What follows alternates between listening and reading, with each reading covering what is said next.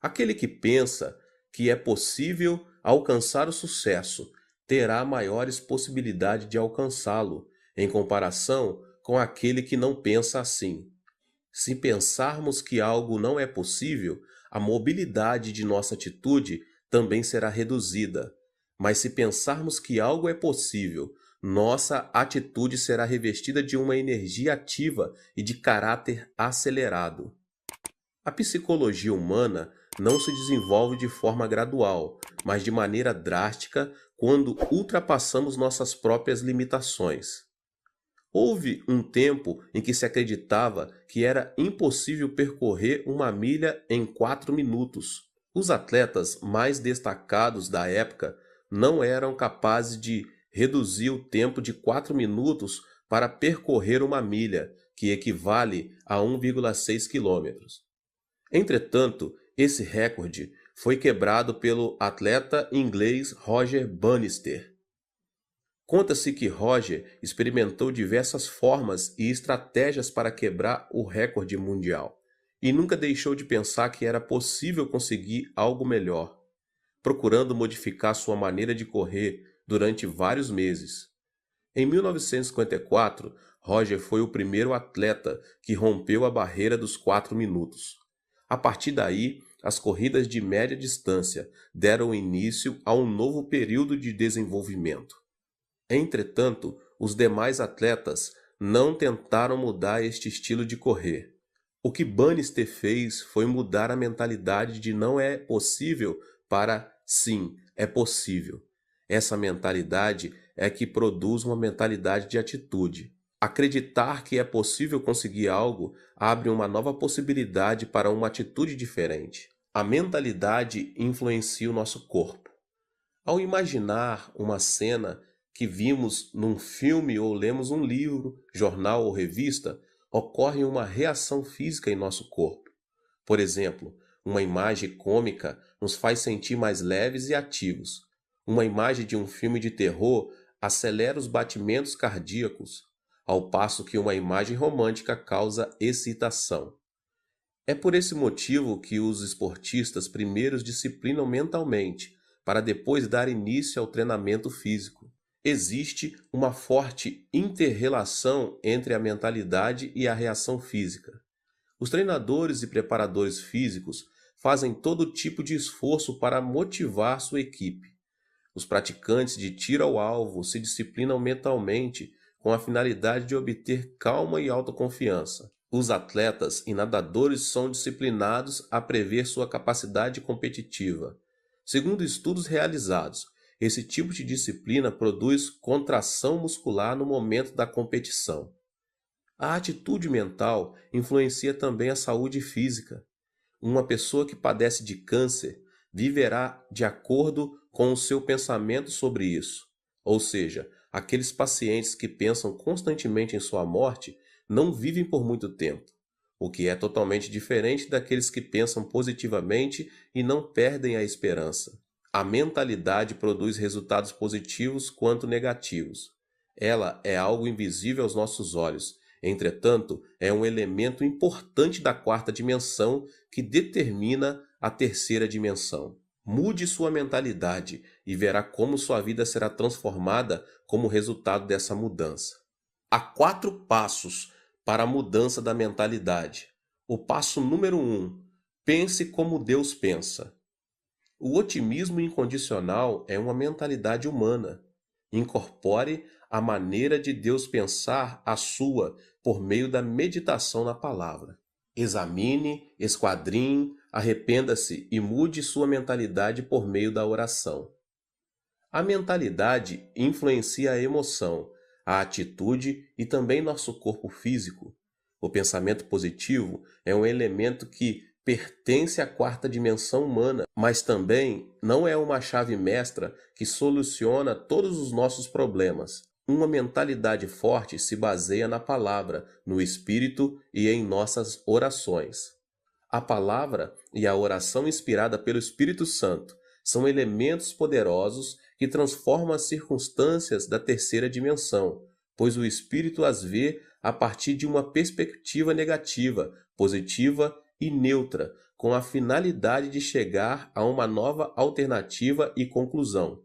Devemos procurar ter uma mentalidade subordinada a Deus e não uma mentalidade humana.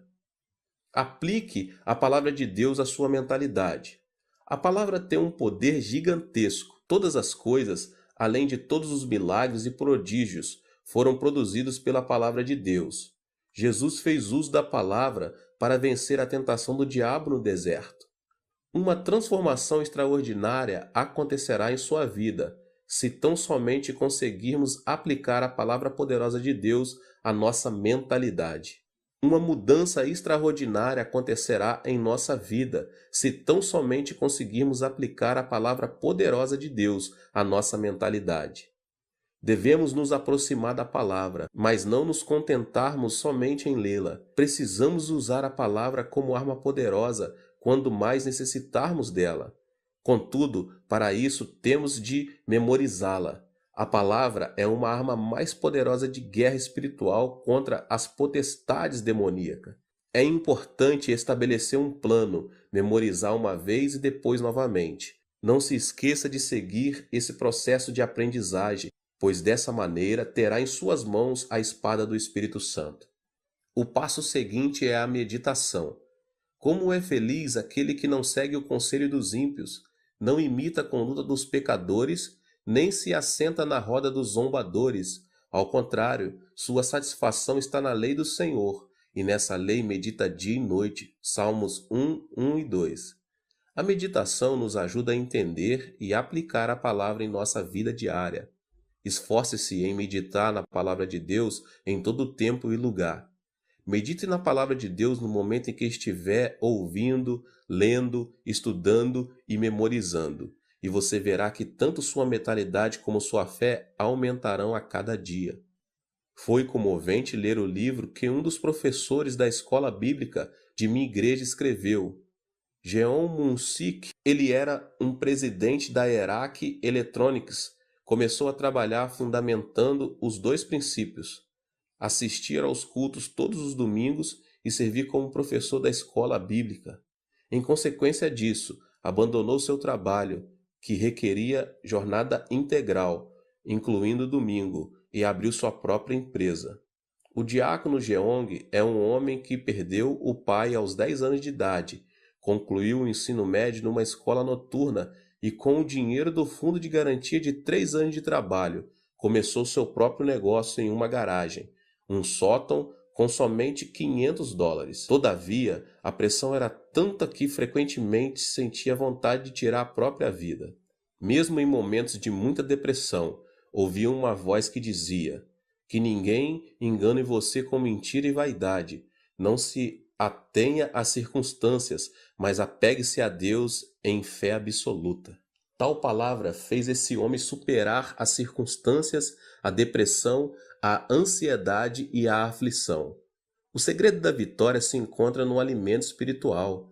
Ele conseguiu novas forças ao ouvir a palavra de Deus e meditar nela. Não deixou de assistir aos cultos na igreja nos domingos e fez o máximo de esforço possível para servir na escola bíblica, dizimar e ofertar para as missões.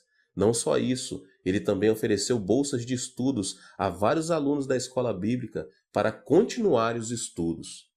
Como fruto de sua vida diligente em Deus, hoje esse homem se tornou o presidente da melhor empresa na categoria de pequenas e médias empresas em nível nacional, o que anualmente dá o lucro de $100 milhões. Qual foi a chave dessa transformação? Não foi a mentalidade do diácono Jeon, mas uma mentalidade e uma vida conformadas com a palavra de Deus. Esta declaração revela uma grande verdade.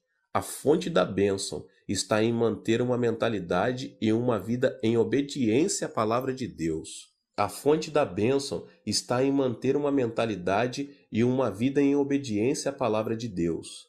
A mentalidade que se assemelha à palavra de Deus. A mentalidade do homem é como uma bola de rugby, ou seja, não se sabe a direção que irá tomar. Esse detalhe se deve ao fato de o pensamento ser o centro em que o intelecto, a emoção e a vontade se misturam. A função da Bíblia, a palavra de Deus, é disciplinar e guiar o pensamento do homem à verdade. O fruto vem quando alguém vive cheio da palavra de Deus e em obediência a ela. Isso resulta na força que transforma a terceira dimensão circunstancial. Podemos mudar nossa mentalidade com a Bíblia, a palavra de Deus. A Bíblia é a palavra poderosa do Deus que vive. Em Hebreus capítulo 4, no verso 12 diz: "Pois a palavra de Deus é viva e eficaz, e mais afiada que qualquer espada de dois gumes. Ela penetra até o ponto de dividir alma e espírito, juntas e medulas, e julga os pensamentos e intenções do coração." Somos capazes de vencer todos os obstáculos por meio de Deus, que nos fortalece, e de ter uma fé positiva, de acordo com Filipenses 4,13. Tudo posso naquele que me fortalece. É por meio da palavra que nosso pensamento de abandonar tudo é transformado. Deus pagou o preço de nossos pecados com o sangue do seu Filho amado Jesus Cristo, por amor a nós. Devemos nos lembrar que tudo é possível em Cristo, que venceu o mundo da terceira dimensão circunstancial.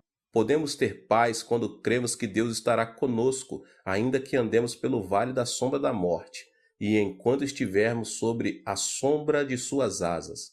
Ainda que nossos olhos não vejam, ainda que nossos ouvidos nada ouçam, que nossas mãos não toquem, se tão somente cremos que Deus está conosco em meio à escuridão, nossa mentalidade será transformada e alcançaremos novas forças para vencer toda depressão e desesperança. O fruto vem quando a pessoa muda de mentalidade e alinha seu pensamento à quarta dimensão da Bíblia, isto é, a palavra de Deus, e o milagre extraordinário de Deus se manifesta. Alimente seu coração e mente com a palavra de Deus, porque você passará a usufruir de uma vida vitoriosa à medida que o reino de Deus tome o controle de sua vida e circunstâncias. A mentalidade que se assemelha ao Espírito Santo. Quando recebemos Jesus Cristo como nosso Senhor e Salvador, o Espírito Santo veio habitar em nós. Recebemos então o batismo do Espírito Santo e a plenitude do Espírito que nos enche de alegria. Os discípulos viveram algo que jamais haviam experimentado em sua vida, quando o Espírito Santo desceu no dia de Pentecostes, no local onde costumavam se reunir. Por meio dessa experiência, renovaram a fé e o amor para servir fielmente a Jesus Cristo. Nosso coração precisa estar cheio de alegria para trabalharmos com ânimo e superarmos qualquer tipo de adversidade. Não se pode conseguir nada sem alegria e ânimo. O Espírito Santo, porém, enche-nos de júbilo, o qual produz coragem e alegria. A alegria e a coragem derramadas pelo Espírito nos motivam a pregar o Evangelho, apesar das circunstâncias adversas. Pedro, por 3 vezes havia negado o Mestre. Converteu-se em um líder logo depois de ter recebido o Espírito Santo e ganhou 3.000 almas num só dia. No dia seguinte, ajudou um aleijado de nascença que estava mendigando na porta do templo a andar e levou 5.000 pessoas a arrepender-se de seus pecados. A coragem do Espírito Santo faz que tenhamos temor ao proclamar o Evangelho, para a vida ou morte, para êxito ou fracasso, para crescimento ou declínio, não por nossa força, mas por obra do Espírito Santo. Os discípulos de Jesus eram pescadores e publicanos que o povo depreciava. Mas logo depois de serem cheios do Espírito Santo, uma alegria renovadora começou a fluir do coração deles. A mentalidade de fracasso passou a ser uma mentalidade de ousadia, coragem e fidelidade, e isso os impeliu a pregar o Evangelho em Jerusalém, Judéia, Samaria, Roma e até os confins da terra. A plenitude do Espírito Santo faz que nossa mentalidade se assemelhe ao Espírito Santo e que nossa fé seja positiva, criativa, estimulante a pregar. Estou há 47 anos no ministério e nunca pensei que seria capaz de alcançar um ministério bem-sucedido. Sempre pensei que a igreja iria crescer, que multidões viriam e os milagres se manifestariam. Cada vez que um pensamento negativo e frustrante atravessava na minha mente, eu os repreendia, confessava que Deus trabalha todas as coisas para o bem e mudava a minha forma de pensar. Esse pensamento da quarta dimensão foi transmitido em forma de mensagem à terceira dimensão, o que produziu uma mudança de mentalidade e autoconfiança para continuar minha trajetória no ministério. Esse é o segredo pelo qual obtive em meu ministério tudo o que Deus projetava em meu coração. Tudo o que pensei em fé se manifestou em minha terceira dimensão. Em 1960, durante a ditadura militar do comandante Park Geun-hye, começou um movimento de progresso econômico em meu país. Era uma época em que a população começava a se concentrar na cidade de Seul e a grande maioria se estabelecia nos povoados pobres, na própria cidade de Seul. Nossa igreja declarou essa área a Rua dos Céus, endereço número 1, porque sabíamos que Deus nos sustentaria nos momentos mais críticos. Eu e a pastora Choi começamos a pregar o evangelho naquela área, com sede em Soedaimon, por meio de um grande movimento do Espírito Santo. Deus quer nos batizar com o Espírito Santo.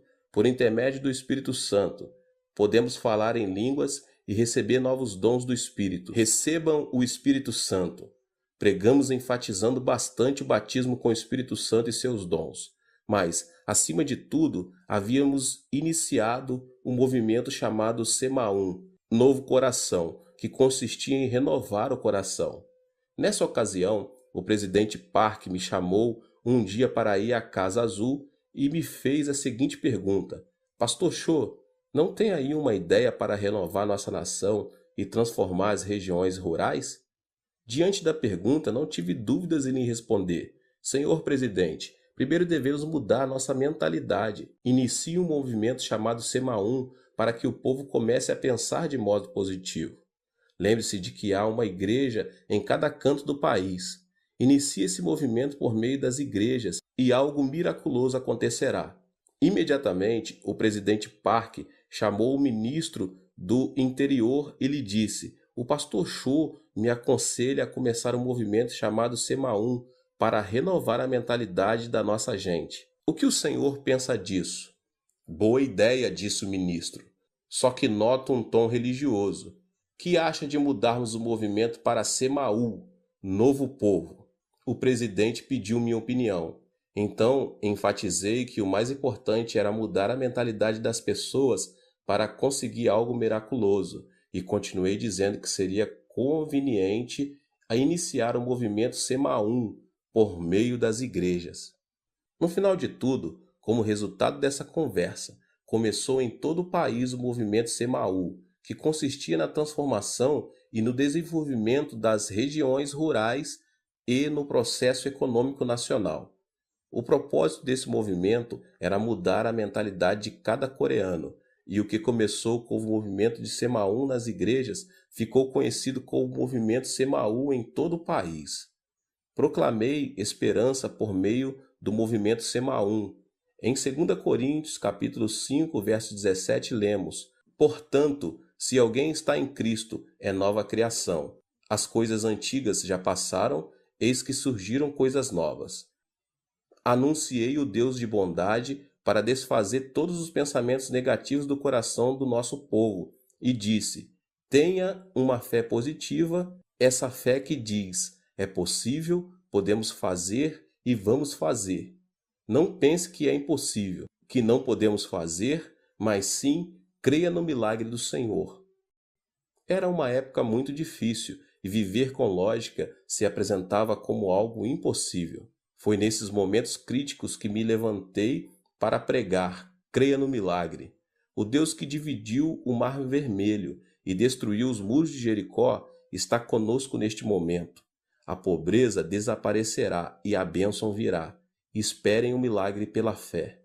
Eu os exortava dizendo que deviam confessar a palavra de Deus, conceber sonhos e ter fé no Senhor. Estes eram os versículos com os que mais eu exortava as pessoas a confessarem com a boca. Filipenses 4,13, tudo posso naquele que me fortalece. Romanos 8,28, sabemos que Deus age em todas as coisas para o bem daqueles que o amam, dos que foram chamados de acordo com o seu propósito.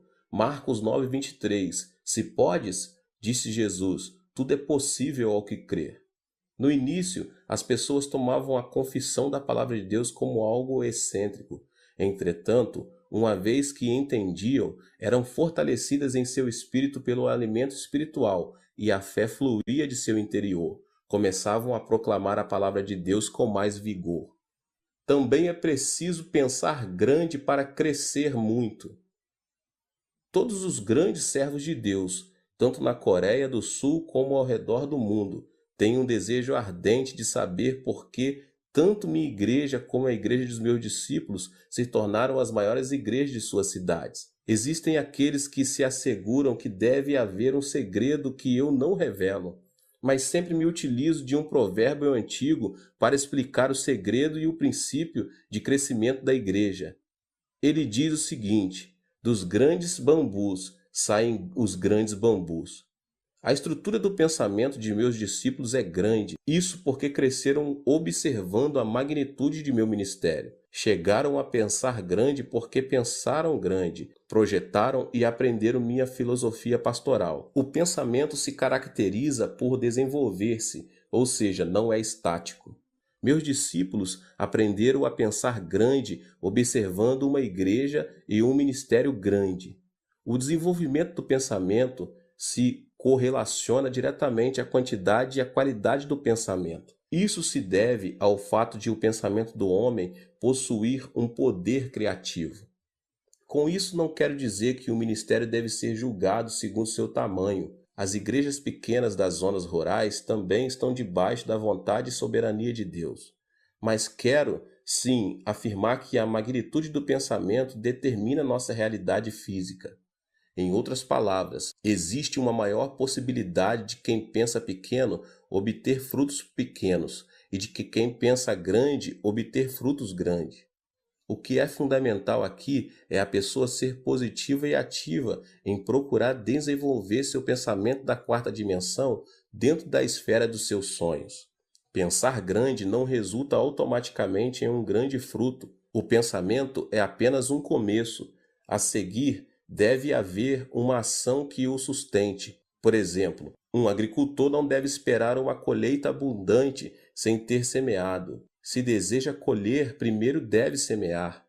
Ao refletir sobre meus 47 anos de ministério, devo admitir que não somente pensei grande, mas também me esforcei ao máximo em oração, consagração e estudo, com a finalidade de alcançar o desejo do meu pensamento. O trabalho árduo e a consagração são fundamentais para que o pensamento se torne realidade.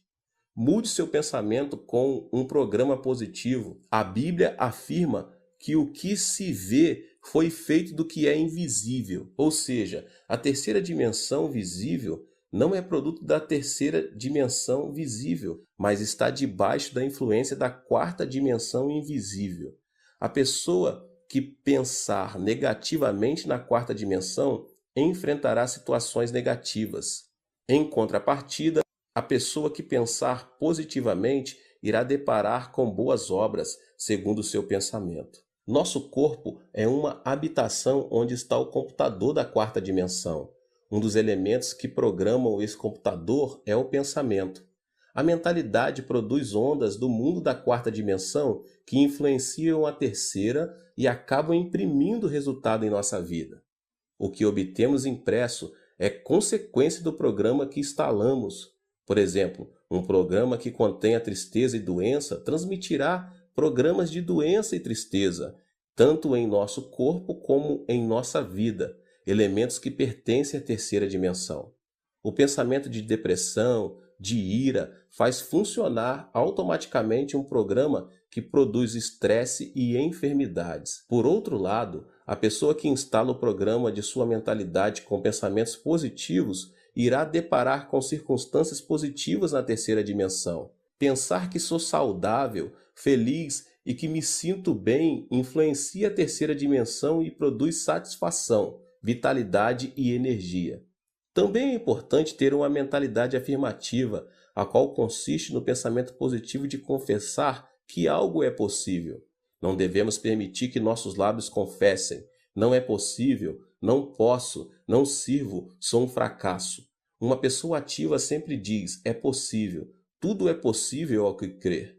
A pessoa que tem uma mentalidade ativa se caracteriza por sua convicção. Não pense que fracassará, mas pense que é possível, que você pode e vai fazer. Estabeleça metas e comece a trabalhar. Não deixe de pensar no sucesso e leve em consideração que, ainda que o justo caia 7 vezes, tornará a erguer-se. Provérbios 20. Por causa da queda de Adão, o pensamento do homem está repleto de elementos negativos. Se não quebrarmos a ira, a desesperança e a frustração, elas continuarão crescendo incontrolavelmente. O pensamento do ser humano é composto por elementos negativos por causa da sua própria natureza decaída. Por isso, um pensamento negativo atrai outro pensamento negativo em uma reação em cadeia. A constituição do pensamento humano contém elementos negativos e destrutivos, os quais são o ódio, a ira, o terror, a ansiedade, a tristeza, a frustração, o pecado e as marés do mundanismo. Para ter uma vida vitoriosa, devemos, em primeiro lugar, mudar a constituição da nossa mentalidade. Ela depende da influência externa. A constituição de uma mentalidade é de caráter obediente quanto à sua relação com fatores externos de influência. Devemos fazer que nossa mentalidade seja influenciada por circunstâncias positivas, criativas e produtivas. Também devemos quebrar todos os elementos que destroem nosso pensamento da quarta dimensão, tais como a ira, o medo, as circunstâncias negativas e outras coisas mais. Eu quero ministrar sobre esses 3 elementos hoje. O primeiro elemento que destrói o pensamento é a ira. Então, em primeiro lugar, quebre a ira. A ira do coração produz um programa negativo. Uma ira produz outra ira, e assim sucessivamente. Provérbios, capítulo 15, verso 18 diz: O homem irritável provoca dissensão, mas quem é paciente acalma a discussão. A ira não leva em conta a justiça de Deus. A ira produz uma emoção destrutiva e extremista, o que nos impede de tomar decisões acertadas. A derrota de Hitler na Segunda Guerra Mundial se deve à ira. O ditador alemão se sobressaía por sua destacada inteligência, capacidade de observação, julgamento e a liderança em comum. Mas, por causa do seu caráter irascível, seus subordinados não se animavam a lhe dar informações que o irritassem. Quando estava em plena batalha contra os ingleses e os franceses, tirou a arma principal da zona norte de combate e a colocou na antiga União Soviética, o que se revelou uma decisão infeliz e lhe custou a derrota. Quando o exército aliado iniciou a invasão na Normândia, seu ajudante de campo, sabendo que simplesmente alterando a direção das forças armadas que se dirigiam para a União Soviética poderia evitar a catástrofe, ele teve medo de despertar Hitler, que dormia. Enquanto isso, o exército aliado desembarcou na Normândia e conquistou o território rival, o que causou a derrota da Alemanha. Resumidamente, a ira de Hitler levou o Império Alemão à destruição. O segundo elemento que destrói o pensamento é a desesperança. É preciso vencer o medo. Devemos vencer o temor que gera a ansiedade, o medo, a tristeza e a frustração do coração, visto que essas emoções reduzem a esperança e a vitalidade e nos fazem cair num poço de depressão. Em 1 João 4,18 diz: No amor não há medo. Ao contrário, o perfeito amor expulsa o medo, porque o medo supõe castigo. Aquele que tem medo não está aperfeiçoado no amor. O medo supõe castigo. Isso quer dizer que, se tememos o câncer, teremos o câncer como castigo. Se tememos a pobreza, seremos castigados com pobreza. Se tememos a guerra, receberemos guerra como punição. O medo da tristeza tira a esperança do coração. A tristeza é como uma chuva que molha e inunda o coração. De modo que, se uma pessoa guarda a tristeza em seu coração, sua vida se tornará negativa e a pessoa ficará exposta à desesperança. A tristeza é inevitável nesta vida. Muita gente sorri externamente, mas uma chuva de tristeza inunda seu interior. A tristeza é um elemento que faz a constituição de nossa mentalidade ser negativa. O medo da frustração também tira o desejo de viver. O único caminho para superar a ansiedade e a frustração em meio à aflição é ter esperança em Deus, somente em Deus. O terceiro elemento que destrói o pensamento é a frustração. É preciso superar as circunstâncias negativas. Todos nós nascemos em um mundo negativo. Vivemos em um mundo onde a maldição sobeja e alcança nosso ser, uma vez que pecamos contra Deus e fomos destituídos do jardim do Éden. Crescemos em um ambiente em que se proclama que é impossível, que não podemos e que viver significa sofrer. Os telejornais informam notícias negativas, dentre as quais a corrupção política, a evasão fiscal, os escândalos financeiros por parte das empresas e outras coisas mais. As telenovelas tratam sobre o romance imoral e a devastação da família. Estamos tão contaminados que chegamos a nos sentir entediados se vemos programas que edificam. Dessa forma, nascemos em um ambiente negativo, vivemos em um ambiente negativo e o diabo não para de nos influenciar com pensamentos negativos. O problema é que uma mentalidade negativa não serve como fundamento para uma vida bem-sucedida. A mentalidade é um vaso que Deus usa. Não podemos esperar que Deus trabalhe se pensamos negativamente. Cada vez que prego, como agora, procuro transformar a quarta dimensão de cada membro, principalmente por meio de uma renovação da mente. Necessitamos curar a mentalidade da quarta dimensão das pessoas para que deem frutos positivos. Uma mentalidade que necessita de cura não pode ver a vida de maneira positiva e criativa. O barco da vida está destinado ao naufrágio, a menos que a pessoa se deixe se ater à sua própria impotência e à desesperança das circunstâncias. Não existe uma pessoa no mundo que não seja capaz. O problema está em a pessoa supervalorizar sua limitação, com pensamentos negativos e cair, dessa forma, em um abismo de depressão.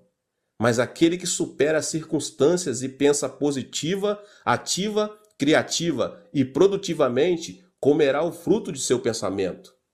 Existe uma marcante diferença entre a situação visível e a realidade. As muralhas da cidade são enormes, seus habitantes parecem gigantes e parecemos gafanhotos comparados a eles. Além disso, a terra parece ser um deserto. A situação visível, porém, pode ser muito distinta da realidade. Por exemplo, à primeira vista, a terra parece ser plana, mesmo quando observada de um monte alto. Por essa razão, os homens da antiguidade diziam que não era aconselhável distanciar-se demais de seu território, e quando viajavam de barco, que não deviam se afastar muito da costa. Isso porque preconcebiam que na beira do plano havia um abismo. Todavia, a realidade é totalmente distinta.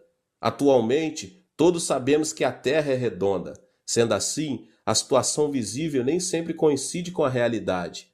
A Terra parece permanecer estática, e se deve ao fato de ela não oscilar nem vibrar bruscamente ao ponto de percebermos. No entanto, a Terra está em movimento de rotação sobre seu próprio eixo e dá voltas ao redor do Sol a uma velocidade incrível, apesar de não observarmos nem sentirmos que isso está acontecendo.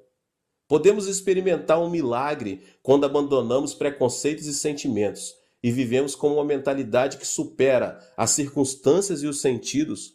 A mentalidade é um elemento da quarta dimensão, que precede as circunstâncias e os sentidos. Podemos superar as circunstâncias e ser transformados pela cruz de Jesus Cristo todos os dias. A cruz é o poder que ressuscita os mortos, a força que chama as coisas que não são como se já fossem, e o poder que transforma a desesperança em esperança. A mentalidade da quarta dimensão, que supera as circunstâncias e que se obtém por meio da cruz do Calvário, é a força motriz que transforma o pensamento. Eu sempre digo, pense no evangelho quíntuplo e na bênção tripla. Você é uma pessoa próspera. Pense na riqueza. Guarde o evangelho e o regozijo da prosperidade no depósito do seu pensamento. Sempre ensinei meus membros a pensar no evangelho quíntuplo e na bênção tripla. A Bíblia ensina a pensar em tudo que for puro, tudo que for amável, tudo que for de boa fama. Filipenses 4:8. Por isso, nunca deixo de pensar no evangelho quíntuplo e na bênção tripla. Fui perdoado e justificado. Sou uma pessoa santa e cheia do Espírito Santo. Fui curado, fui liberto da maldição, recebi a bênção da vida eterna e nunca deixo de pensar que sou uma pessoa próspera e saudável, assim como prospera a minha alma. A confissão da palavra significa que, se enchemos a quarta dimensão com vitória, êxito, riqueza e prosperidade, será isso mesmo que se manifestará no plano tridimensional. Encha seu pensamento com vitória todos os dias, com êxito e riqueza, porque você já os tem. Durante a guerra, minha nação sofreu uma devastação total. Na época, quando chegava um trem com uma carga de carvão, as pessoas quase instantânea e automaticamente faziam um grande tumulto no intuito de conseguir um pouco desse carvão. Mas isso era dificultado pelos militares. Era um dia desses, como de costume. Um grande tumulto foi gerado ao redor dos vagões de um trem. Quando consegui ver um menino de 10 anos de idade que baixava grandes quantidades de carvão, enquanto seu pai os empilhava no chão. Mas uma porção grande de carvão caíra e estava debaixo do vagão de carga. De repente, ao ouvir os passos dos militares, as pessoas começaram a descer do trem. Foi então que, no intuito de ficar com essa grande porção de carvão, o menino enfiou-se debaixo do vagão, até que se ouviu um ruído do movimento do trem. As pessoas começaram a gritar. No entanto, ninguém se arriscava a se aproximar do trem para salvar a vida do menino. Então, de repente, um homem correu em sua direção. Era seu pai. O homem conseguiu tirar o menino, mas não pôde sair a tempo, e o acidente lhe custou a vida. Morreu instantaneamente. Mesmo agora, quando penso naquele incidente, tenho uma sensação de terror. O pai do menino, sabendo que morreria em questão de segundos, logo depois de tirar o filho, fez sinal com a mão para que ele se afastasse o mais distante possível. O trem arrancou e o pai do menino morreu. Pensei, por que esse homem salvou a vida do menino, sabendo que poderia vir a morrer? Ele não poderia continuar vivendo e ter outros filhos? Por que deu a vida por seu filho? Eu era apenas um aluno da escola secundária e não conseguia entender o que os pais sentem por seus filhos. Mas hoje que sou pai de 3 filhos, posso entender o porquê. Não existe uma teoria ou lógica que explique o amor de um pai. O amor é mais forte que a morte e impulsiona a pessoa a dar a vida por seu filho. Aquele homem sacrificou a vida por amor a seu filho, mesmo tendo a possibilidade de manter-se indiferente e assim salvar-se. O mesmo acontece com Deus. Deus, por amor a nós, quis nos salvar, mesmo pagando um preço muito alto. Por isso enviou seu Filho amado Jesus Cristo. Foi Deus mesmo quem encarnou e morreu na cruz. Podemos ser corajosos ao compreender o amor de Deus, e esse Deus está conosco. É isso que representa a transformação da mente na esfera da quarta dimensão. Ou seja, existe um fundamento sólido sobre o qual podemos afirmar que nada é impossível para Deus, e experimentaremos vitórias e milagres ao dar passos de fé e dissermos: tudo é possível. Meus irmãos, a ressurreição de Cristo é o fundamento da nossa riqueza. Qual é o argumento de nossa riqueza, baseados no qual podemos confessar que somos prósperos? O fundamento é a morte e a ressurreição de Cristo. O amor de Deus foi revelado por meio da cruz, pois a cruz revela o coração de Deus, que nos amou de tal modo que deu seu Filho Jesus Cristo por nós. Toda frustração e desesperança são lançadas fora, se tão somente abraçarmos a cruz. A cruz desfaz a morte e o Hades, faz resplandecer sobre nós a glória da ressurreição. A esperança e a riqueza da morte e ressurreição da cruz transformam a água amarga da frustração e da desesperança em água doce. Romanos 8, do 35 ao 39 diz: quem nos separará do amor de Cristo? Será tribulação ou angústia, ou perseguição, ou fome, ou nudez, ou perigo, ou espada? Como está escrito: por amor de ti enfrentamos a morte todos os dias, somos considerados como ovelhas destinadas ao matadouro. Mas em todas estas coisas somos mais que vencedores por meio daquele que nos amou, pois estou convencido de que nem a morte, nem os anjos, nem demônios, nem o presente, nem o futuro, nem quaisquer poderes, nem altura, nem profundidade, nem qualquer outra coisa na criação será capaz de nos separar do amor de Deus que está em Cristo Jesus, nosso Senhor. Da mesma forma, o poder e a glória da ressurreição de Cristo Jesus transformam a água amarga da desesperança em água doce.